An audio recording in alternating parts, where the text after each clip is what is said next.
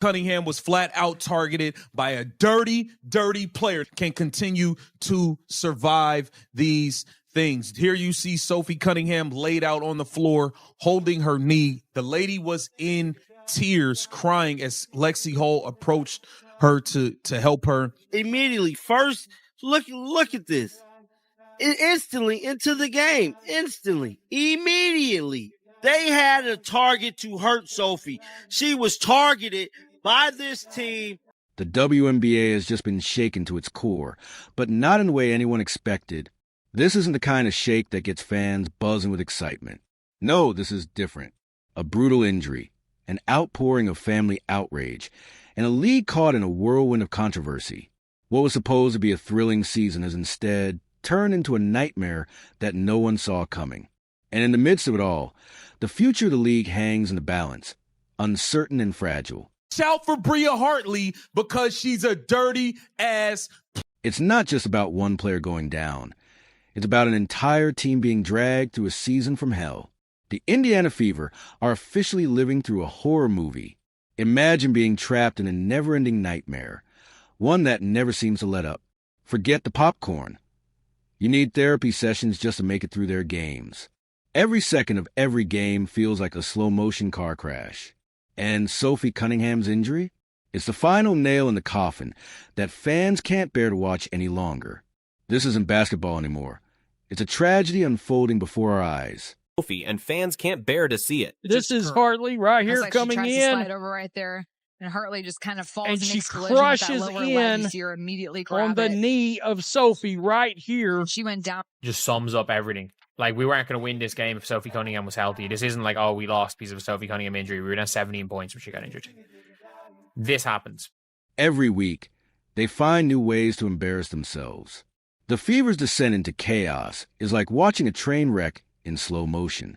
Meanwhile, the WNBA seems to be doing nothing but sitting back, like an indifferent babysitter scrolling through Instagram while the house burns down around her.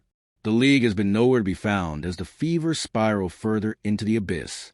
But before we dive into Sophie's devastating injury, let's take a step back and acknowledge the bigger picture.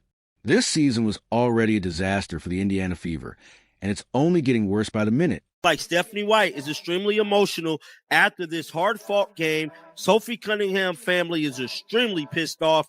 Fans, analysts, and even the players themselves are calling it the season from hell. And honestly, it's hard to argue with that assessment. From crushing defeats to complete team breakdowns, the Fever have given fans more drama than an entire season of reality TV. There's no cohesion, no leadership, and most damning of all, no consistency. It's a team adrift, struggling to find its way, and with every game, the sense of hopelessness deepens. Fans are left wondering, what happened to the team that once had promise? Emotional, guys. I'm hella mad. Hartley need to be suspended on a major level completely. Probably at this point, she's more dirtier than Dejanay Carrington. Watching them play is like watching a ticking time bomb, just waiting for the next disaster to strike. But the nightmare doesn't stop there, as if their performance on the court wasn't bad enough. Sophie Cunningham's injury sent the Fever spiraling to rock bottom. The basketball gods, it seems, have cursed this team, looking down from above and whispering, "Not today." This wasn't just a bad play or a missed opportunity. It was an absolute disaster. And now, the team is left to pick up the pieces, and it seems impossible to see any way forward. If the Fever season were a reality TV show, it would have been canceled by now. The ratings are in freefall. To hurt Sophie. They made it their business to hurt Sophie, and that's exactly what they did, was hurt Sophie, and I'm hella mad. But the injury to Sophie Cunningham? That's what's really got everyone talking. Sophie went down in broad daylight after a brutal collision with Bria Hartley. This wasn't just a minor tweak. It was a game changer. Sophie's screams of pain echoed throughout the arena as she clutched her leg in tears. Fans didn't just feel sympathy. They felt outright anger. The outrage on social media was overwhelming as people expressed their frustration with the league's failure to protect its players. This wasn't just another player injury. This was a wake-up call for everyone watching. Sophie's sister Lindsay and her mom Paula. At WNBA, maybe you should focus less on fining players for commenting on your poor officiating and more about hiring officials that are able to call a consistent game, protect your athletes. Sophie's family? They didn't hold back, not for a second. Her sister, Lindsay, took to social media, calling out the league for its negligence. She demanded that the WNBA do more to protect its athletes. And Sophie's mother, Paula, didn't mince words either. She went after Bria Hartley, accusing her of having a history of wrecking players' careers. She's a career ender, Paula said, and her words echoed across social media, turning up the heat on an already boiling situation. And Sophie's mother, Paula, Hartley is a disgruntled player having trouble everywhere she goes. She's plain mean and plays out of control. The injury was a nightmare scenario for the Fever, one that leaves them without their best player for the foreseeable future. Sophie wasn't just another player on the team. She was a heartbeat, the leader, the one everyone turned to when things got tough. With her gone, the Fever are left in a void, struggling to find their identity. This isn't just about her performance on the court. It's about the leadership and energy she brought to a team that had none. And now that spark is gone, leaving behind a team floundering in chaos and self-doubt. It's almost as if the team's very soul has been taken from them. Cal injury. Normally, people will hold higher in their knee if it's a knee ligament injury. It looks like she might have either ruptured her patella. But this story isn't just about Sophie. It's about her family, too. And their outrage has only added fuel to the fire. Lindsay, Sophie's sister, didn't hesitate to speak out, taking to social media and slamming the WNBA for its failure to protect players. Where's the accountability? She asked. And the fans? They were right there with her, rallying behind her words, demanding that the league finally take responsibility. This wasn't just about one player anymore. It was about all players, about making sure the league is doing everything it can to keep them safe. Happened to her today, and it is very, very unfortunate, man. Paula, Sophie's mother, joined the conversation, calling out Bria Hartley for her role in ruining careers. Every time she steps on that court, someone gets hurt, Paula said. Her words weren't just angry, they were heartbreaking. Sophie wasn't the first, and it seemed like she wouldn't be the last if things didn't change. Cunningham out for the year. How can this team continue to survive? We bring in Ari McDonald because of injuries, and who would have thought? Caitlin Clark would be out most of the year. Sophie Cunningham will have a season-ending injury. Fans immediately rallied behind Sophie's family, calling for the WNBA to take action. It wasn't just about Sophie anymore. It was about the safety of every player in the league. Fans voiced their frustrations, and the league was left scrambling to respond. When a family is this vocal, you know the situation is serious. This wasn't just a passing moment of anger. It was a call to arms. The WNBA had to act, and act fast, or face the consequences. You guys, this girl was a dirty player, and that's all she did today was show how dirty she is. This is unfortunate. I don't know how the Indiana Fever... There's something deeply wrong when a family has to stand up and demand accountability for the safety of a professional athlete. This should not be happening. Enter Bria Hartley, the villain of this story. If the WNBA had an award for dirtiest player, Hartley's name would be front and center. This isn't a one-time incident. This is a pattern, a history of reckless play that has been brushed aside for far too long. He is a dirty, dirty player. She pulled Angel Reese out of air by her ponytail. Angel Reese is ready to fight.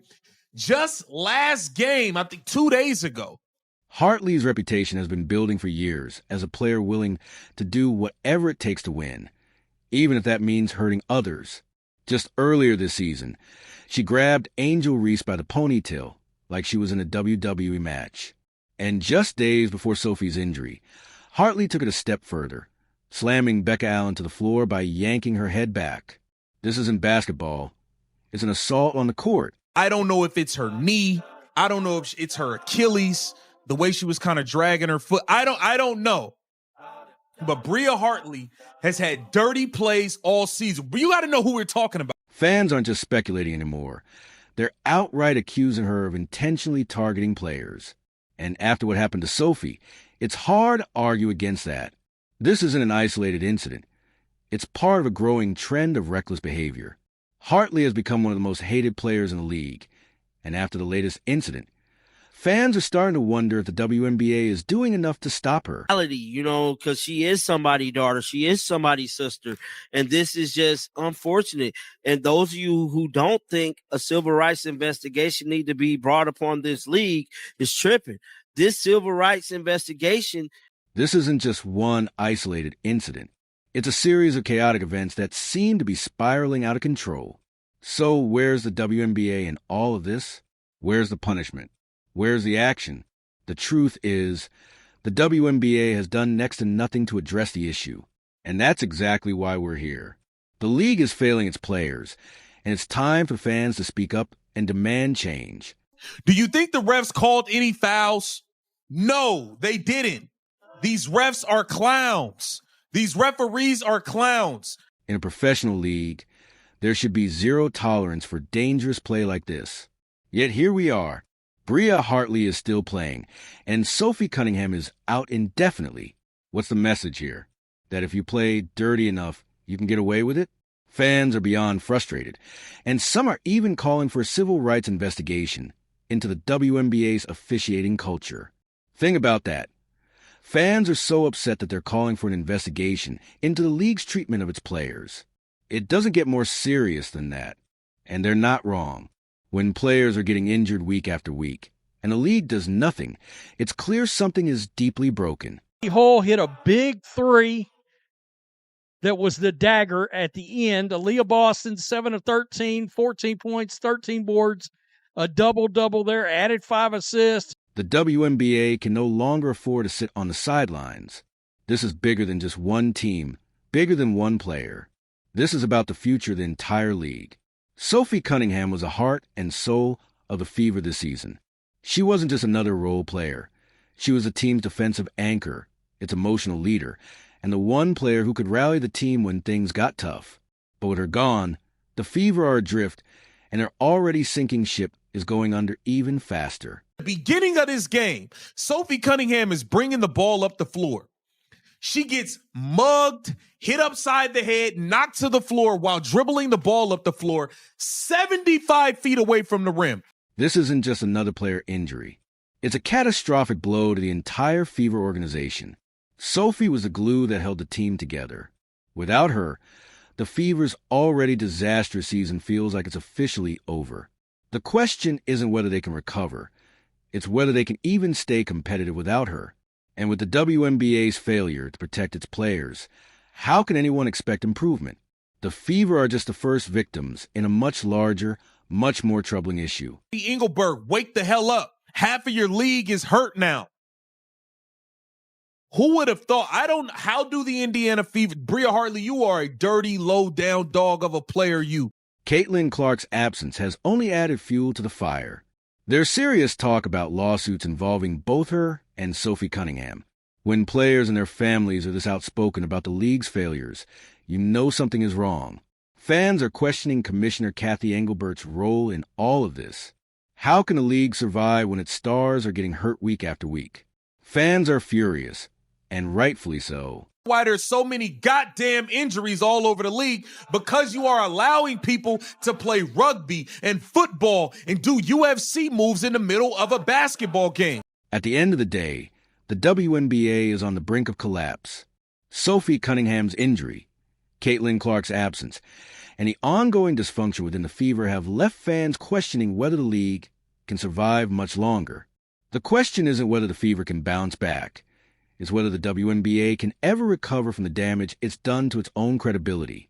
Fans are losing faith, playoff hopes are fading, and the trust in the league is hanging by a thread. With Sophie gone, Caitlin's sideline and the Fever falling apart, the WNBA is teetering on the edge of disaster. The only question left is whether Caitlin Clark will risk her health for this sinking ship, or she'll stay on the sidelines and watch as the league crumbles around her. What do you think? Can Caitlin Clark save this wreck, or is it game over?